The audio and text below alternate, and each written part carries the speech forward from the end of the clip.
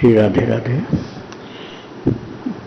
भगवान का एक नाम है भावग्राही, इसलिए भावग्राही जनार्दन ये प्रसिद्ध वाक्य है।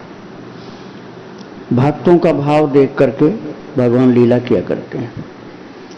वात्सल्य भाव रखने वाले प्रेमी भक्तों ने भगवान को बच्चे की तरह से रख करके उनकी सेवा की। इसी प्रकार की एक डॉक्टर वंदना झा, जो जनकपुर के निकट में रहने वाली हैं, दरभंगा में, उनके भाव को देख करके भगवान ने उनको ये कहा कि माँ मुझे पढ़ना है और पढ़ने के लिए मुझे कहीं ले चलो, 1 साल पढ़ूंगा फिर डिग्री भी लूँगा। तो उस माता ने प्रभु की प्रेरणा से 1.5 वर्ष पहले यहाँ आकर के भक्ति आश्रम में अपने भाव से प्रसन्न हुए अपने बाल कृष्ण, जिनका नाम गोवर्धन कृष्ण है, बेटू भी कहती है वो, उनकी उस इच्छा को व्यक्त किया कि ये बच्चा यहाँ हमारा पढ़ना चाहता है, आप इसको पढ़ा दीजिए। तो उनकी जब शिक्षा प्रारंभ हुई तो उनके पीछे 3 और बाल भगवान मचल पड़े। बेटू पहले आए, उसके बाद रसीली राधा, चपल कृष्ण और रंगीली राधा, ये 3 और बाल भगवान मचल पड़े। तो चारों की शिक्षा प्रारंभ हुई। 1 वर्ष तक इन लोगों की पढ़ाई हुई थी और वो सभी को सुलभ नहीं थी कि वो इन्हीं लोगों को पता चलता था कि क्या पढ़ाया जा रहा है। जब 1 वर्ष पूर्ण हो गया तब उसे सर्व सुलभ बनाने के लिए व्हाट्सएप पर भेजना शुरू किया गया, किंतु आगे भी भक्तों को प्राप्त हो इसके लिए सोचा जा रहा है कि इसको मेमोरी कार्ड में और YouTube के जरिए वात्सल्य भाव के जो प्रभु के भक्त हैं उनको ये सुलभ करा दिया जाए।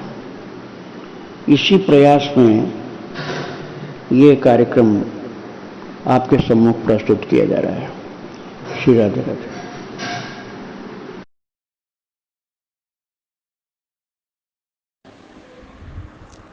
वत्स गोपाल कृष्ण, बेटू आज से तुम्हारी पढ़ाई चालू हो रही है। आज तुमको जो पहला पाठ पढ़ा रहा हूँ उसमें यह है, मातृदेवो भव, अर्थात अपनी माता को देवता के समान मानो, बहुत ही आदर और स्नेह के साथ माता को देखो, मानो। और दूसरी बात यह है कि अब मैं तुमको सुनाऊंगा कि भारत में 7 पुरियों की क्या महिमा होती है, 7 पुरियों का सामर्थ्य क्या होता है। अभी मैं तुमको ये सुनाऊंगा। श्री राधे राधे। वृंदावन विहारी लाल की, राधा रानी की जय। श्री सद्गुरुदेव भगवान की जय। भगवान के दर्शन का जो फल होता है वो भक्त ही जानता है। वो चाहे जितना ही दर्शन करे, उसे ये लगता है कि अभी ये नयन तृप्त नहीं हुए और चाहता प्रभु और थोड़ी देर रुकिए। ये ऐसे भक्त जहाँ पर रहते हों, बहुत ज़्यादा रहते हों, तो वो जगह पवित्र हो जाती है। अभी थोड़े दिन पहले मैंने YouTube में एक आर्टिकल डाला था, भक्ति प्रदाता एवं ज्ञान प्रदाता, शायद आप लोगों ने सुना हो। तो उसके कमेंट में एक बम्बई के भक्त ने प्रश्न किया है। मैंने उसमें डाला था कि अयोध्या, मथुरा, माया, काशी, कांची, अवंतिका, पुरी, द्वारावती चैव सप्तैते मोक्षदायिका, ये 7 पुरियाँ मोक्ष देने वाली हैं। उसी प्रसंग में मैंने बताया था। तो उसमें कमेंट में राम लखन नाम का एक बम्बई से व्यक्ति पूछा है कि 7 पुरी में क्या कोई भी मर जाए सबका मोक्ष हो जाता है? ये प्रश्न है। अब इस प्रश्न का सार्वजनिक उत्तर मैं देने जा रहा हूं। पहले आप समझो कि पूरी होती क्या है, उसका महत्व क्या है, तब आप इस प्रश्न को पूछने लायक बन पाओगे। इसके पहले भूमिका के रूप में मैं एक प्रसंग दुर्गा माता का ला रहा हूं। दुर्गा माता जो पार्वती जी हैं वही दुर्गा माता हैं। तो पार्वती और शिव जी का संवाद चल रहा था सच्चे ज्ञानी ब्रह्म ज्ञानी के विषय में, जिसके लिए नानक जी गुरु ग्रंथ में कहते हैं ब्रह्म ज्ञानी आप परमेश्वर और ब्रह्म ज्ञानी को ढूंढे महेश्वर। नानक जी कहते हैं गुरु ग्रंथ साहब में ब्रह्म ज्ञानी आप परमेश्वर, स्वयं परमेश्वर है, और ब्रह्म ज्ञानी को ढूंढे महेश्वर। वो ढूंढते रहते हैं भगवान, पीछे पीछे हर फिरें कहीं भूखे न रह जाएं। तो दुर्गा माता पार्वती माता को भगवान शिव ने बतलाया कि इस समय विश्व में सबसे बड़ा ब्रह्मज्ञानी उद्दालक ऋषि है। उद्दालक, शायद नाम सुना हो आप लोगों ने। उद्दालक ऋषि सबसे बड़ा ब्रह्मज्ञानी विश्व में उद्दालक ऋषि है। पार्वती मैया ने कहा मैं उनका दर्शन करने जाऊंगी। तो भगवान शिव ने कहा ठीक है तुम जाओ दर्शन करने, जरूर करो। उनका दर्शन करना बहुत पुण्यप्रद है, बहुत लाभकारी है। तो जब देवी माता पहुंचती हैं तो उसके पहले उद्दालक ऋषि ने शरीर त्याग दिया था। देवी माता का कितना भाव था कि आज मैं ब्रह्मज्ञानी का दर्शन करके प्रणाम करने जा रही हूं, और उनके पहुंचने के पहले उद्दालक ऋषि ने शरीर त्याग दिया था और उनके शरीर का अंतिम संस्कार भी हो गया था। तो देवी माता वहां अपने को प्रकट नहीं करती हैं, रूप बदल के गई जिससे लोगों से बात कर सकें। तो उन्होंने कहा कि उद्दालक ऋषि का दर्शन करने में आई हूँ, कहाँ है? पता चला कि महाराज माता वो तो चले गए। अब उनका शरीर भी दाह कर्म हो गया। तो श्मशान वो बताओ जहाँ पर उनका दाह कर्म हुआ था। तो स्वयं भगवती वहाँ गई जहाँ उद्दालक का संस्कार हुआ था, अंतिम संस्कार। और जब वहाँ के लोगों ने बताया कि उद्दालक की हड्डी ये पड़ी हैं जहाँ पर ये जलाए गए थे, तो महाराज ये प्रमाण है शास्त्र का जो मैं बता रहा हूँ कि उसमें से एक हड्डी को उठाया है और दुर्गा माता ने अपने मुकुट में लगाया है। ब्रह्मज्ञानी की हड्डी का इतना बड़ा आदर स्वयं भगवती देवी कर रही हैं। अरे आप लोग शंकर जी का तो सुने ही हैं कि राम नाम सत्य है, राम नाम सत्य है। काशी में बोलते बोलते मुर्दा ले जाते हैं, जहाँ जला देते हैं वहीं की राख भोले बाबा अपने शरीर में लपेट लेते हैं कि राम नाम तो बोला गया है इसके लिए। एक ब्रह्मज्ञानी के शरीर की हड्डी को दुर्गा माता अपने मुकुट में लगाती है। और श्री वृंदावन धाम जो 7 पुरियों में, अयोध्या पहली पुरी, दूसरा मथुरा अर्थात ब्रजमंडल, अयोध्या मथुरा माया अर्थात हरिद्वार, अयोध्या मथुरा माया काशी चौथी पुरी, कांची दक्षिण साउथ में है, अवंतिका अर्थात उज्जैन और द्वारकापुरी, ये 7 पुरियाँ हैं।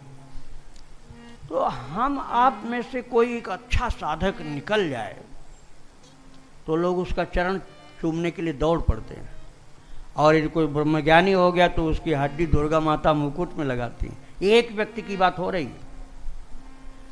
और भक्तों, ये पुरी की अधिष्ठात्री देवी तो स्वयं साक्षात देवी होती हैं। जैसे अयोध्या पुरी की वंदना वशिष्ठ ऋषि ने की थी, ऐसे 7 पुरियों की अनंत महिमा है। जब एक मनुष्य भगवत भक्ति के प्रताप से इतना पूज्य हो जाता है कि उसकी चरण धूल या राख या उसकी हड्डी भी पूज्य बन जाती है। और आप लोगों ने यूट्यूब में मैं जो कथा डालता हूँ उसमें सुना है, बहुत से भक्तों की हड्डी में से भगवान नाम निकल रहा था या लिखा हुआ मिला। तो महाराज, मैं चाहे अयोध्या की बात करूं चाहे वृंदावन धाम की बात करूं, यहाँ पर तो अनंत काल से, 1-2 युग से नहीं, अनंत काल से अनंत भक्त संत महात्मा ऋषि मुनि हुए हैं जिन्होंने ब्रह्म ज्ञान प्राप्त किया, ब्रह्मज्ञानी हुए और महाराज भगवान के सच्चे प्रिय भक्त हुए और एक नहीं अनंत हुए, अनेकों काल से हुए, अनेकों युगों से हुए, तो ये धरती कितनी पवित्र होगी हम आप समझ भी नहीं सकते हैं। और स्वयं भगवान ने पुरी को ये शक्ति दिया है कि सप्तैते मोक्षदायी का। अभी प्रश्नकर्ता पूछ रहा है कि सातपुरी में कोई मर जाए क्या सबका मोक्ष होगा, ये प्रश्न था। तो मैं बतला रहा हूं कि पूरी साधारण नहीं होती है। हमको आपको दिखलाई पड़े वो तेज तो बेहोश होकर गिर जाएंगे। जो पूरी के अंदर दिव्य तेज होता है उसको हम देख भी नहीं सकते हैं। जिसके अंदर बहुत अधिक आध्यात्मिक पावर होता है वही देख पाता है। तो मनुष्य एक इतना पवित्र हो जाता है कि उसको उसकी महिमा अनंत है। तो जहाँ पर अरबों खरबों ऐसे महान लोग हो चुके हैं जिस रज में, और जिस रज को, जिस धाम को, जिस पुरी को स्वयं भगवान ने अपनी ओर से शक्ति दिया है कि तुम्हारे अंदर अर्थात तुम्हारी सीमा में कोई प्राण त्यागेगा तो मोक्ष तुम दे सकोगी निश्चित रूप से। तो उसमें संदेह क्या है?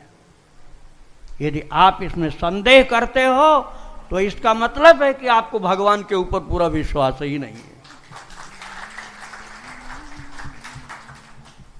यदि भगवान पर विश्वास करते हो तो भगवान ने पुरियों को शक्ति दिया, उस पर विश्वास करना पड़ेगा आपको, क्योंकि वह सत्य है।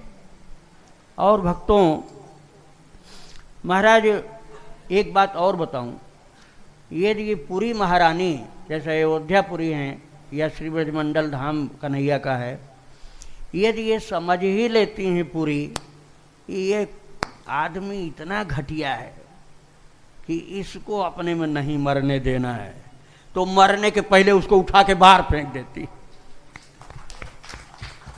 और अब नाम लेकर बताना उचित नहीं लगता है, लेकिन मेरे सामने कई ऐसी घटनाएं हो गई। और ब्रजवासी लोग बैठे हैं, वो लोग समझ जाएंगे जो दाऊ जी की तरफ के होंगे। मैं नाम फिर भी नहीं लूँगा। परिक्रमा में एक व्यक्ति रहता था, वो कुछ गड़बड़ करता था, भगवान जाने क्या करता था।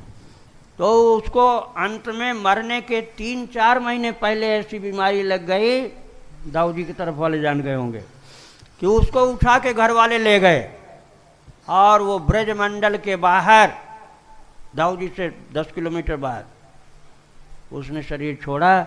वृंदावन धाम ने उसको उठा के बाहर फेंक दिया मरने के पहले। तो ये मत समझ लो कि तुम शरीर वृंदावन में छोड़ लोगे आसानी से, ये भगवान की कृपा होगी तभी हो पाएगा ये। और यदि ठाकुर जी की कृपा हो तो तिर्यक योनि का प्राणी भी निस्साधन, साधन विहीन, कुछ भी उसके पास नहीं, वो भी धाम की रज में अपना शरीर त्याग करके भगवत धाम को प्राप्त कर लेगा। मैंने केसी घाट पर देखा, जाड़े की बात है, हम लोग जाते थे, एक माता पड़ी हुई थी। महाराज वो कई महीने बेचारी तपस्या किया उसने, घर का कोई नहीं पूछने वाला, खाने पीने पैसा तो एक भी नहीं, खाने पीने कोई इंतजाम नहीं, वो प्रभु की कृपा से वहीं पड़ी रहती जहाँ सुबह हम जाते हैं। और महाराज उसने आखिरी दम तक साहस नहीं छोड़ा, न उसने घर खबर भेजा और न वृंदावन छोड़ के गई। और वहीं परिक्रमा में पीपल के अश्वत्थः सर्ववृक्षाणाम, गीता जी के 10वें अध्याय में भगवान ने कहा अश्वत्थः सर्ववृक्षाणाम, सभी वृक्षों में पीपल हूँ, भगवान ने कहा। पीपल के वृक्ष के नीचे परिक्रमा में, ठीक परिक्रमा मार्ग पर पीपल के वृक्ष के नीचे, और माता ब्रज रज में शरीर त्याग दिया। कहाँ ये गति सबको नसीब होती है? तो पूरी महारानी की कृपा जिसके ऊपर हो जाती है वो तो मोक्ष अर्थात भगवत धाम की प्राप्ति हो ही